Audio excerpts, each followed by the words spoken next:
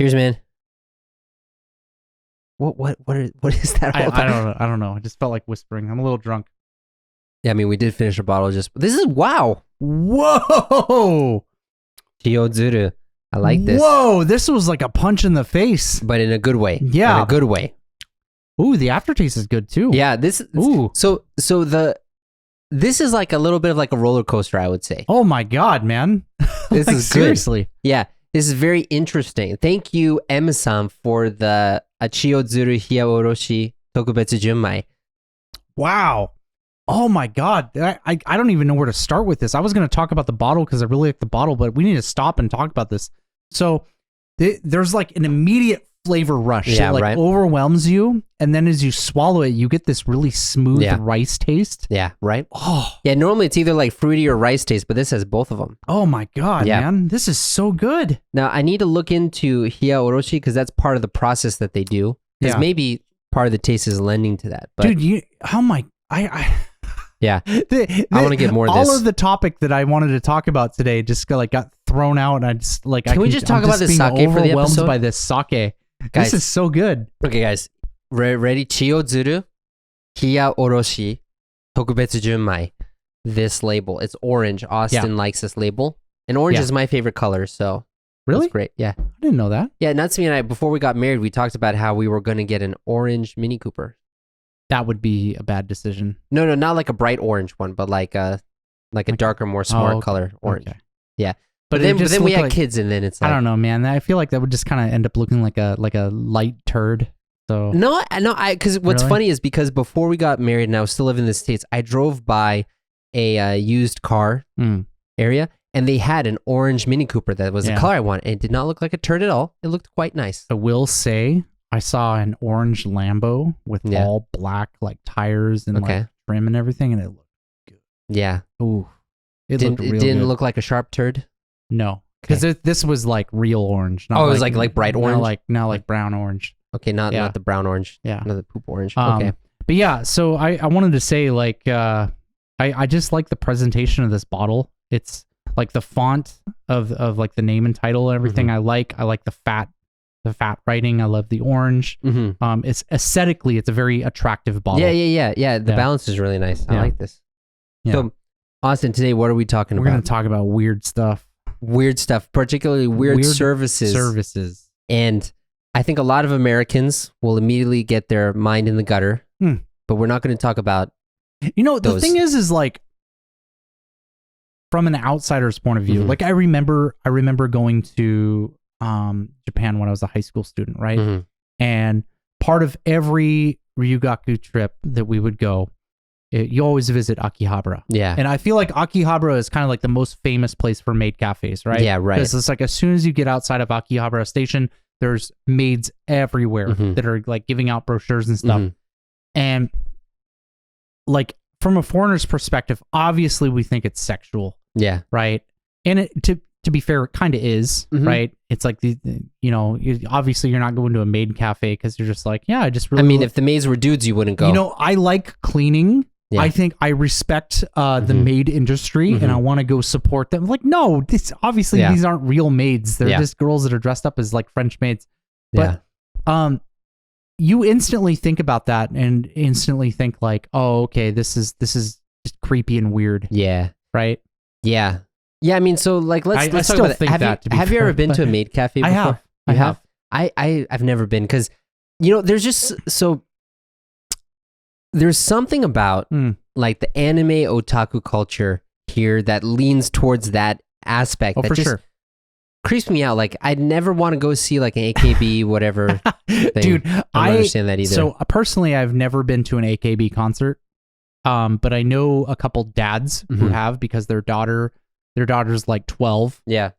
And I don't know if it's required to have a chaperone at the concert, but there's a lot of dads who end up going because like they're going to be a chaperone for their daughter. And so it's really weird because he was describing it to me that at these concerts, there's like a dichotomy in the crowd of like three types of people. First of all, a trichotomy. A trichotomy. My My apologies. Yes, a trichotomy. But there's a trichotomy of 3 people, right? So the first group, which is probably the most popular or populated group, is like young girls. Yeah. Between like 10 to 14. Yeah. Right. And those are like just fans, and they see the group and they're just like, oh, I want to be like these idols, and I like all these songs. And then the second group, which is probably the smallest group, is like the dads that go along with them. Yeah. You'll see moms, but apparently a lot of dads end up going. Yeah. I don't know why, but so there's a lot of like bored looking dads. He was saying like, oh yeah, you got drug into this too? Yep. Yeah. Okay. Well, yeah, we're here. You know. And then the third group is like 40-plus-year-old old salarymen. Yeah.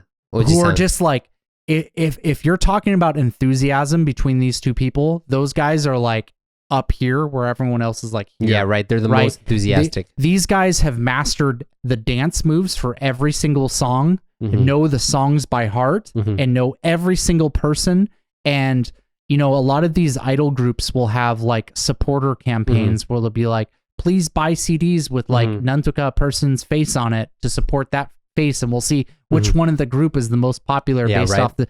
These guys are the one that are spending like $1,000 a month, like Nijuman on, you know, a single member's face just to like boost the numbers up. Yeah, right. You know. Yeah, it's funny because like, so that's not necessarily like a weird service, but I do want to talk about that a little bit because it's just really creepy, you know. And it's funny because I feel like in Japan, people see it as creepy, but it's more accepted than if it were in the States. I think so.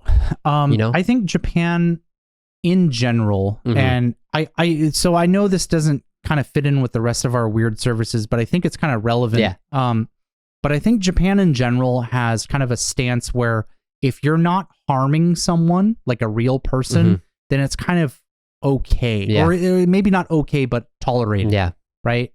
Yeah, it's weird because, you know, we talk about how Japan's like a very like homogenous, very judgmental society, like the nail that sticks out gets hammered in. Yeah. But on the other hand, you have these outlandish things that happen, but because they're not hurting anyone, it's okay. I mean, hey, that's what he does in his private life. Whereas it's funny because it's like in the States, it's almost like people will judge you in your private life as more than in your public life or something.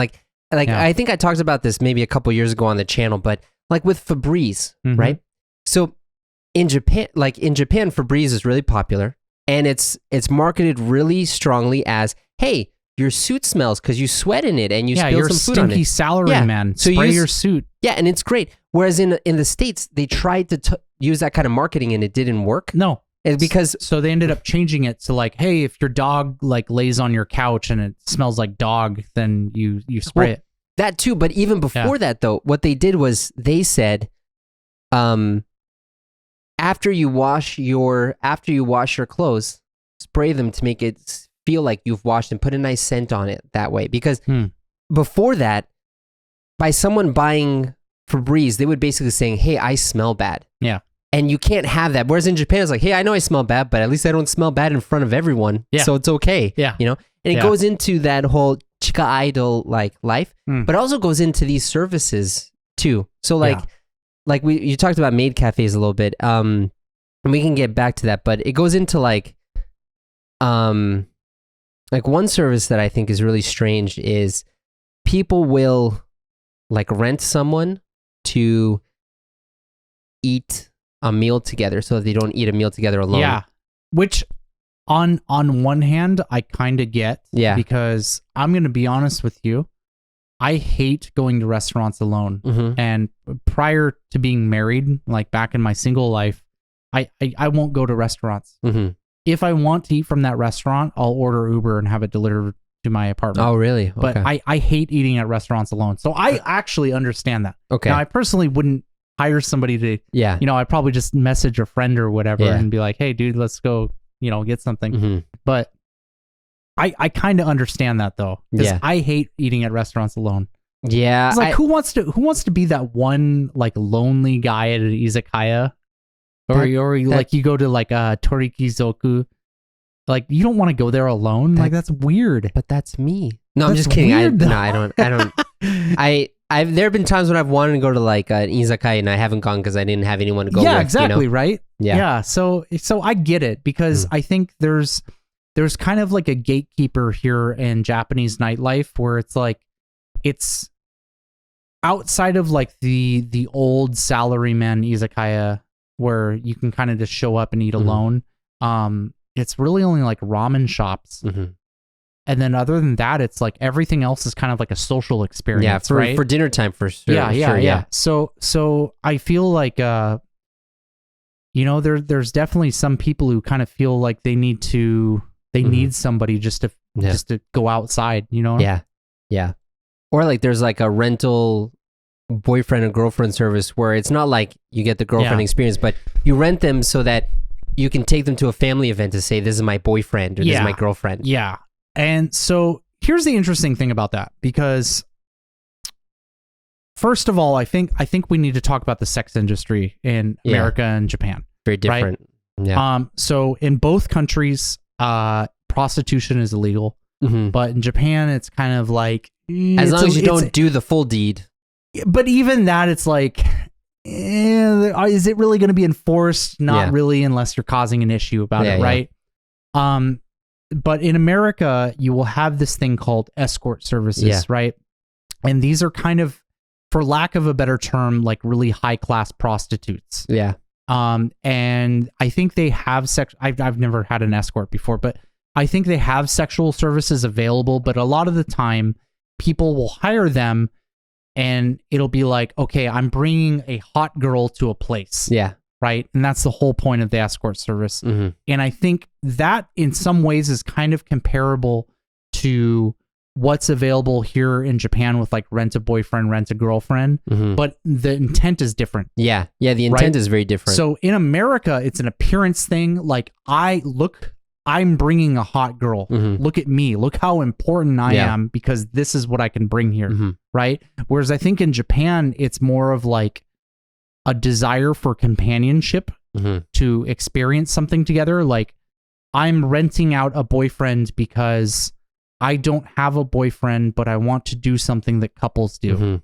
Yeah, see, you know what I mean? I thought it was more like you rent out a boyfriend or girlfriend just so that you can say it's your boyfriend and girlfriend so that your parents stop bothering you or something like that. But so that's another thing, right? It's there's a lot of pressure here in Japan on getting married at a young age, especially in the countryside. I would say like if you're somebody who's born in the city, I don't think your parents are probably pressuring you that much. But if you're born from like way in the countryside and you're in Japan, there's a lot of pressure to like get married and raise kids like in your 20s. Right.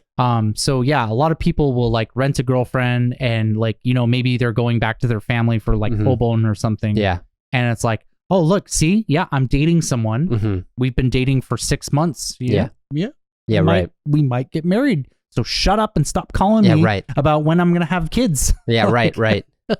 Yeah. I mean, it goes, and also like you said, it like in America, it seems to be more about, well, actually, you didn't say this, but I feel like in America, those kinds of services also tend to be really focused on the sexual.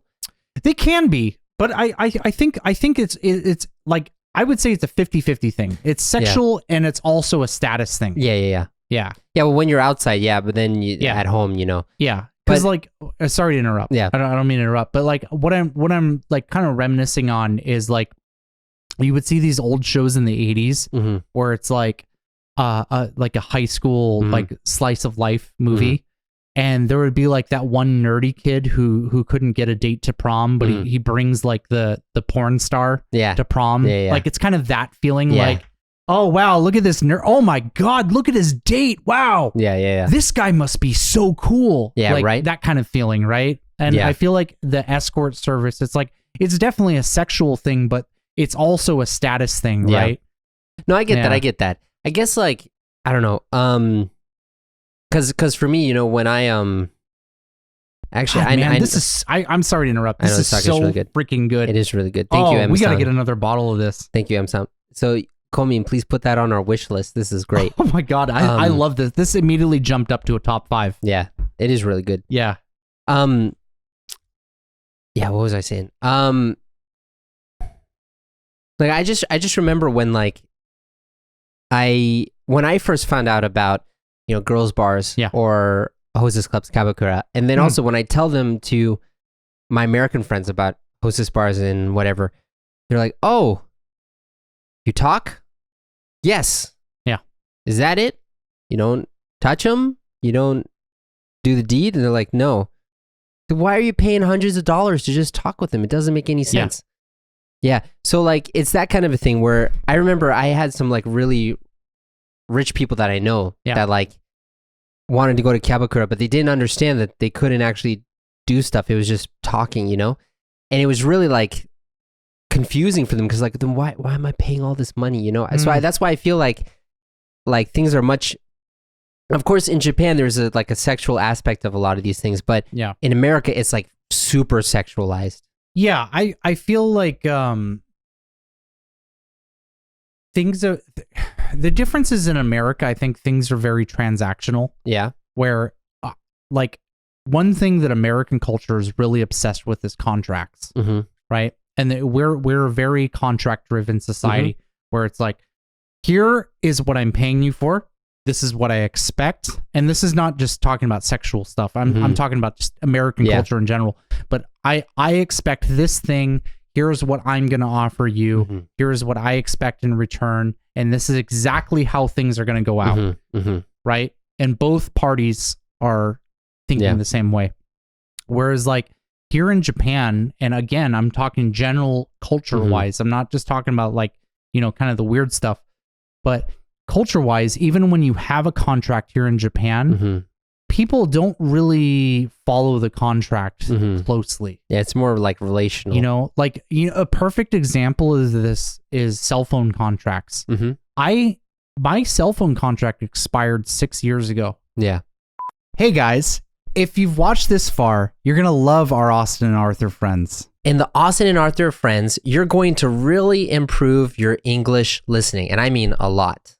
Yeah. So for each episode, you'll get English and Japanese subtitles, so you can check your listening and comprehension. You'll also get access to a members-only community where you can talk with us, the both of us. Mainly me, right? No, definitely not. For more info, click on the link here or here or here, or in the description box of this video. Thanks for being our friend. Woo! I have no friends. I haven't changed my contract. I've been here 8 years now, right? I'm still paying my phone works fine. I'm still paying my phone bill every month. So it's that kind of thing where it's like, okay, yeah, we have a contract, but we just kind of go with how things feel. And yeah, but on the other side of that though, I feel like at least with person-to-person services or whatever, like the exchange of money is a lot less awkward than it is in the United States. For sure. Like one thing that comes to mind is I've never been, so I can't speak from experience. So maybe I'm wrong. If I'm wrong, let me know in the comments below. But in Japan, you have snack bars, right? Yeah. Where you have like a mama who like will run the thing, and maybe it's not like she's doing a show or anything, but she's just there.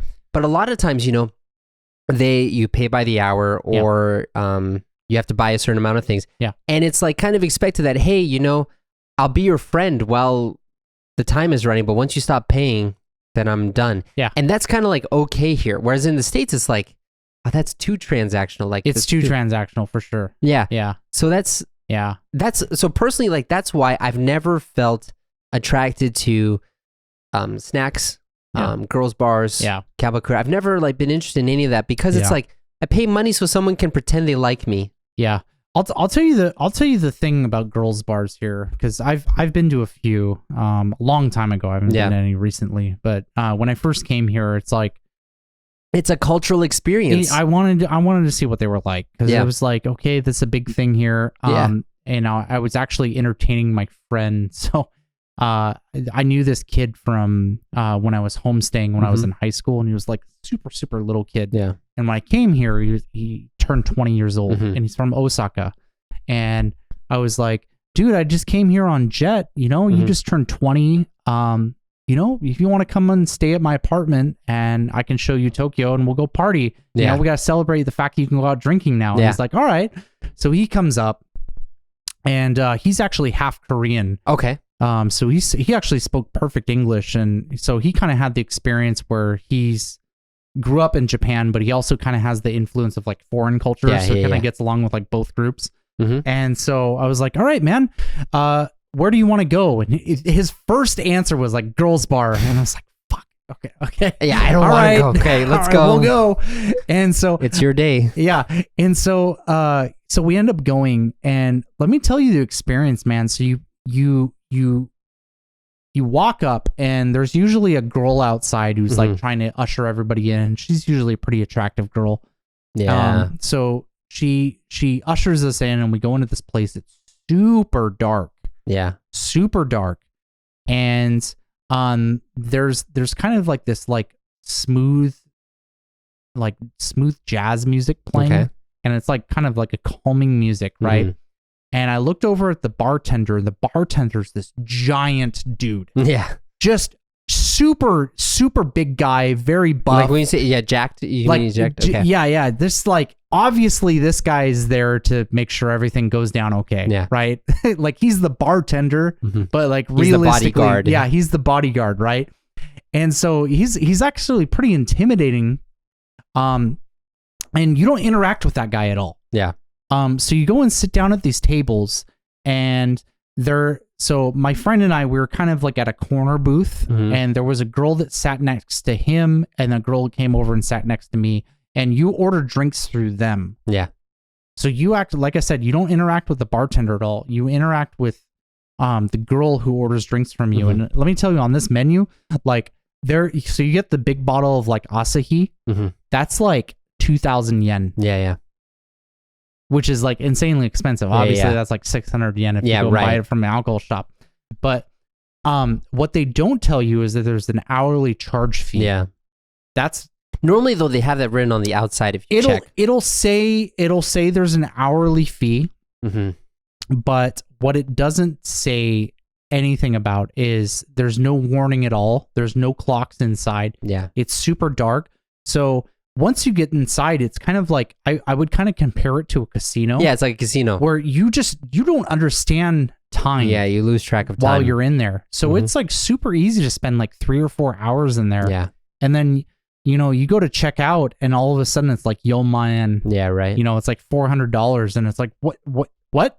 Yeah. No, I wasn't here. Oh, no, you've been here 4 hours. Yeah, right. Pay us. Yeah. So, and it's like, nothing happened inside the girls' bar, right? It's just like you have a conversation. Talking. Like the person I was talking to, it was a Filipino woman who spoke perfect English. So I don't even remember what I talked about, but it was just like random conversational stuff. And they sit really close to you. But again, like I really want to stress the fact that this is not a sexual thing. Yeah, it's like you're just talking to a woman. Yeah, that's it. Yeah, and it's like in America, why would you pay that much money for that? So that's the thing, right? And that's definitely a cultural thing, and I think that's, in my opinion, and this is coming from somebody who's only really lived around Tokyo, and I haven't lived in the countryside. But in my opinion, I think it's more of a Tokyo thing. Yeah. Because I think people here in Tokyo specifically do not know how to talk to the opposite sex. Yeah, I mean, if you go to like, even in the Inaka or even in like the other areas, when you get around like a fairly large train station, you'll always have those kind of girls' bars. Well, you do, but I feel, and like I said, just understand that I've only grown up around Tokyo. But I feel like when I go out into the countryside, I see boys and girls as kids playing together more. I see boys and girls as teenagers like hanging out with each other more. Here in Tokyo, for whatever reason, I feel like the genders are really separated. That makes sense. You know what I mean? Yeah. Like girls have like one spot in the city that they go hang out. They go hang out in like Harajuku. They go hang out in like Ikebukuro and like those places. Then boys have their places where they go and hang out, right? And so I feel like the chances or the opportunities for like boys and girls to like talk to each other and kind of like interact and that kind of thing, and especially when they become adults, like there's just not that many opportunities. Yeah. So I kind of understand why boys and girls bars exist. No, I mean I can get that. Yeah, I understand that. Yeah. Yeah, but it's funny because it goes back to this whole idea of it's fake, but it's okay that it's fake because everything is fake and we just understand that. Whereas in America, you want to lie to yourself that you think it's not fake. Yeah. You know? I'm gonna say something that's kind of blowing this conversation open. Yeah. Girls bars exist in America. Do you want to know what they're called? What? Hooters. Okay, but that's like one chain though. Like how many Hooters but non-chain Hooters is a big deal in America though. Actually, Hooters is kind of like on the down downturn. Well, at least like 20 years ago was a big thing, right? No, it was a big thing. But the whole thing about Hooters was like it was girls in skimpy outfits, yeah, like serving stuff, right? And it wasn't necessarily they were talking to you. It's like, oh, I can see her boobs. But I think the same reason a salaryman goes to a girls bar is the same reason some worker goes to Hooters in America, right? They see an attractive girl and that girl gives him attention and he feels like important because of it. Yeah, well, right? Okay, so I get that too, but I feel like it's a little bit different. So with Hooters, the main purpose of Hooters is for you to like look at her body. Yeah. Because she's wearing very, very tight clothes as well. For sure. Whereas in Japan, a girls bar, you're not necessarily looking at her body. You're like looking at her face. Yeah. And she's talking to you. But part of the experience of going to Hooters is the girl coming up and be like, "Hey, sweetie, how's your day?" Okay, and like that kind of stuff, right? Yeah, that's true. So, they're different for sure, but I feel like there's a lot of things in common between those two things. Yeah. Yeah, it's just I don't know. I feel like, you know, for me when I first came to Japan, you know, I just kept on thinking like, why would anyone find this attractive? Because it's so fake. And you know, honestly, I went to Hooters one time because my friend brought me. It was so boring. It's like this hot girl is pretending she likes me. Like, am I that? Well, it's the same thing going to strip clubs though, right? Like strip clubs, I think are in many ways very similar to girls bars. Yeah, but more sexual, obviously, right? But the same idea is still there. It's like you're still paying money for a person of the opposite sex to give you attention. Yeah, right. And strip clubs are the same thing, where it's like you go to a strip club. Obviously, the women get naked there, and there's strip clubs for men too, where men strip and women go Chippendales, to, right? But it's the same idea, right? They show up to these areas, you pay money, and there's usually strippers or performers or whatever you want to call them. When they're not performing, they usually wander around the crowd and you know, talk to people, and you can give them money for like private attention and stuff like that.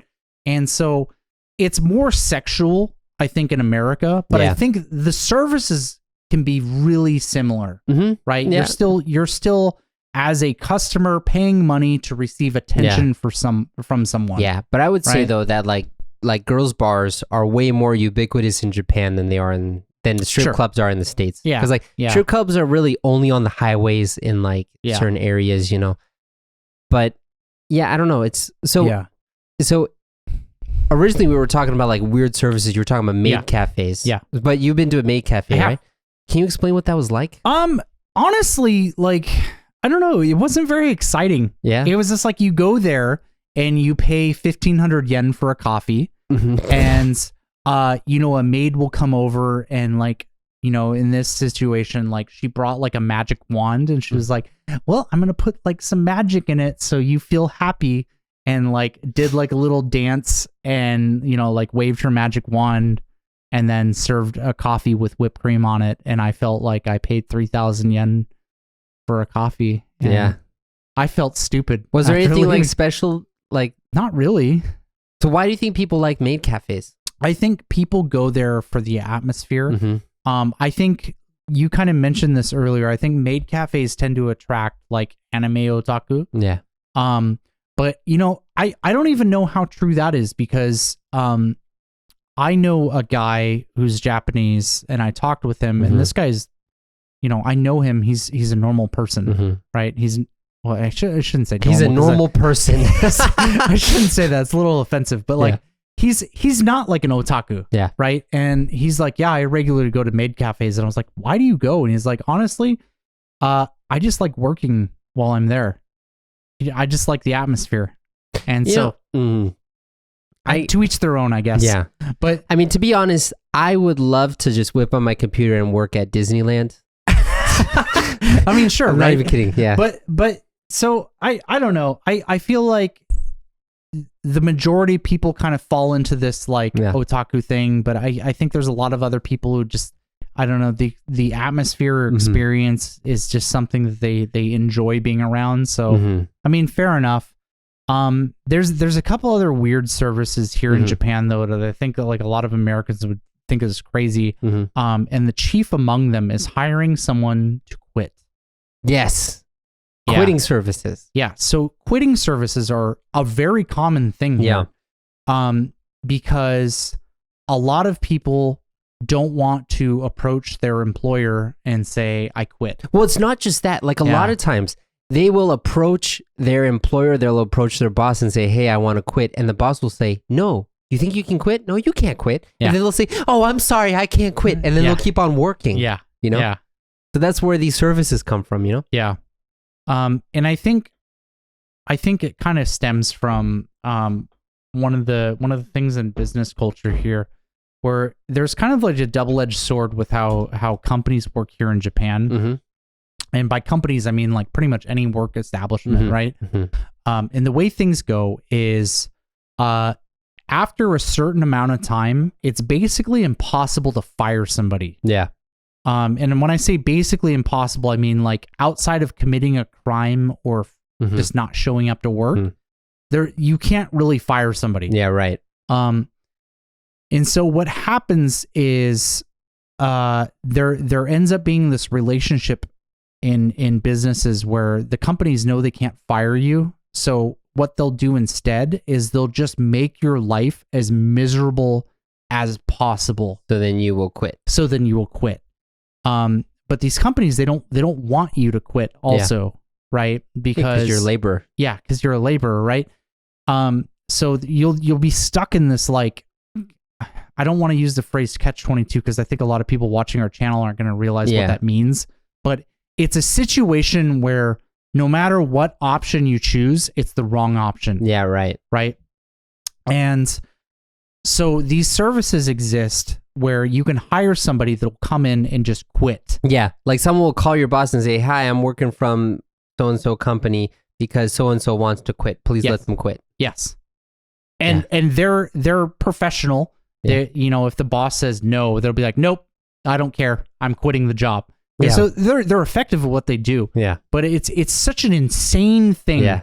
Because in American culture, there's kind of like a there's actually like an expectation that you're going to quit and move on. It's like you're only going to be around for a few years. Well, not only that, but I think Americans in general kind of have this rebellious attitude where like I'm trying not to swear on the channel all the time, but there's kind of like an FU culture. Yeah. Where it's like, screw you, I am going to do what I want and I don't want to work here. So I'm done. Yeah, right. And I think if you talk with Americans, no Americans have problems saying that. Yeah, right. We're totally fine. Like, no, I'm done. Yeah, like, right. You think I'm going to work here still? You're telling me to work? Nope. See ya. This is my last day. Right. And so like as an American, we're really aggressive when it comes to that. And then you look at Japan and you're just like, it's the opposite. Why are you guys so weak? Yeah. Yeah, right? That's what it is. We think it's weakness. We think it's weakness. We really do. And you know, it's a lot more nuanced than that, and it really isn't weakness. It's like you really on the American side we see it's weakness, but it's actually not weakness. There's a lot playing into it. Yeah, there is a lot playing into it, but so it's really hard for like for example, me as an American to like really sympathize with people. It's like, dude, if you want to quit your job, just freaking quit your job. Yeah, right. Like, why are you being such a little like wimp about this? Yeah, you know what I mean? Yeah. Thank you for watching your speech. I can tell you want to swear like 3 times in that one sentence. No, I get it too, because it's like, you know, and this goes into, we should really talk about parenting one of these days, because like it goes into, you know, in America, you want to raise your kids to not be wimps. You want to raise them to be strong and independent. Yes. And so you're kind of strict with them. Strong and independent is like the number one thing in America. Yeah. Whereas in Japan, it's like, oh, you're so cute. I'm just going to take care of you.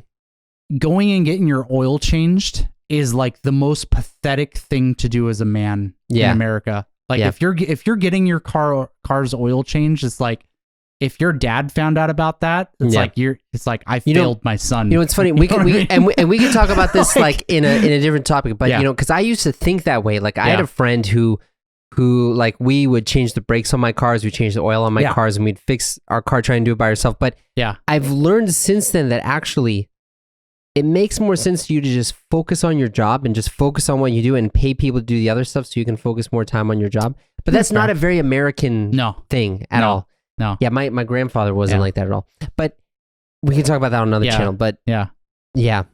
But it's kind of like, you paint the rooms of your house and stuff by yourself. That's like a big rite of passage kind of thing. Oh, so it's funny you mentioned that because my buddy just bought a house. In Japan or in America? Yeah, in Japan. Okay. And one of the things that like he mentioned to his wife was, we're going to paint all the rooms. And his wife's like, what are you talking about? Why? We got to hire somebody for that. Yeah. He's like, no. Look, I bought the paint. Here's a brush. Yeah. We do this. Yeah. And, they did it. And she mentioned like, this was really fun. Yeah. What's it? Yeah. So when my wife and I, we just got married and we moved back to our house, to my parents' house in the States, they had a room in the attic that was my dad's work room. Yeah. They were going to make it into our bedroom because we're like the new couple. And so we could paint it. Okay. So we chose the color, and my wife kind of treated it like a game because she had never painted a room before. Yeah. But I painted a bunch of rooms because that's just what you do in the United States. And we just touched hands there. I'm drunk, but I got good reaction speed. Nice. But yeah, okay, so we should also talk about like DIY culture and doing things yourself versus asking other people. Oh man, I feel like that's got to be another like. That's going to be a different episode. Yeah. But Colleen is writing that down for us now. Yes, our do. Wonderful assistant. That's actually a really good topic. Yeah. Because that really shows a big difference between the mindset of Japan and the United States. But yeah, I mean, we're moving on to a bunch of different topics now, so I think we can put a bow on this one. And next time, maybe I'll go to Maid Cafe and spend 3,000 yen on a coffee to get magic in it. Yeah. Nice. All right, man, I'll talk to you next time.